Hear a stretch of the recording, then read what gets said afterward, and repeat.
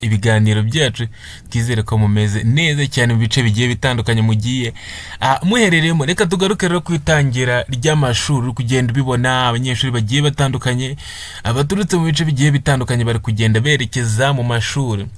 Yaba bari kugenda baturuka mu burasirazuba, iburengerazuba, amajyepfo, amajyaruguru, bagenda bahurira basically ahantu bari kugenda bahura ni mu mujyi wa Kigali kuri stade i Nyamirambo. N'uburyo babashyiriyeho, n'ahantu heza babashyiriyeho bahurira, donc bakaba bazinga imodoka zibatwara zirabafatira hehe.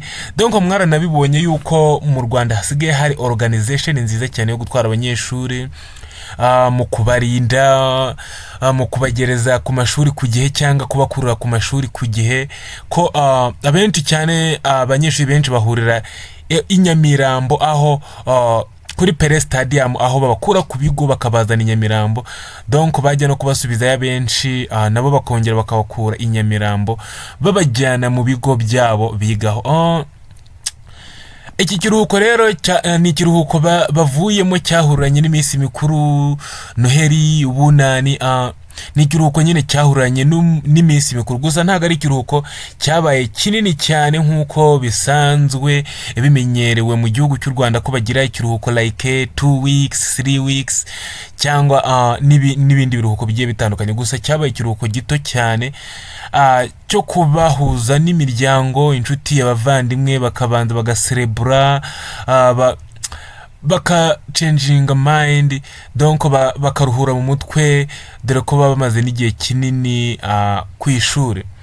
Cyabaye igihe rero cyo kwitekerezaho ku babyeyi. Bamwe batangira bavuga bati abanyeshuri ko baje twe dusanga duserebura ku gusoza umwaka, ubu n'umwaka tuzawusoza neza. Gusa wabonye ko ababyeyi benshi bamenye ubwenge, ababyeyi benshi bo mu gihugu cy'u Rwanda bamenye ubwenge, basigaye bamenya guteganyiriza abana babo. Ugasanga ibikoresho ntago amafaranga bayariye nk'uko byari bisanzwe bimenyerewe mu minsi mikuru ya bonane, gusoza umwaka. Ukabona abantu bari kugenda barara mu tubari, bari kurira amafaranga cyane bakayakoresha mu buryo buri unexpected. Ariko wabonye ko muri iki gihe ibintu bimeze neza cyane, abana bari kujya ku ishuri bambaye neza, bahurira ahantu heza, ubona ko bafite isuku rwose, ubona ko umunyeshuri afite n'ibikoresho.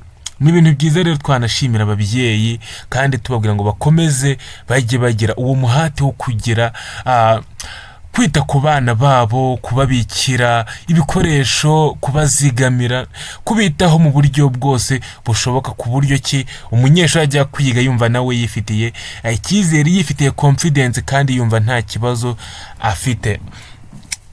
Abanyeshuri rero bari gukomeza bagenda bajya ku mashuri, dore yuko batangiye bamwe abenshi ngira ngo batangiye ku munsi w'ejo, ku munsi wo ku wa gatanu, bakomeza kuri uno munsi muri weekend. No munsi ku munsi wa gatandatu bakomeje bajya ku bigo bigiye bitandukanye. Bazakomeza nejo ku cyumweru, ku buryo ki donc ku wa mbere bazatangira amasomo yabo. Ku wa mbere bazatangira amasomo yabo, yaba abo mu majyepfo, mu majyaruguru, iburasirazuba ndetse n'iburengerazuba bazaba bamaze kwerekeza ku bigo byabo. Ndetse ne time bashyizeho, time leta yashyizeho iri expected ko just ku wa mbere bose bazaba bageze ku bigo bameze neza, mu gihe nyine nta wagize ikibazo, mu gihe nta waba yararwaye cyangwa ngo ahure n'ikindi kibazo, baba barageze ku mashuri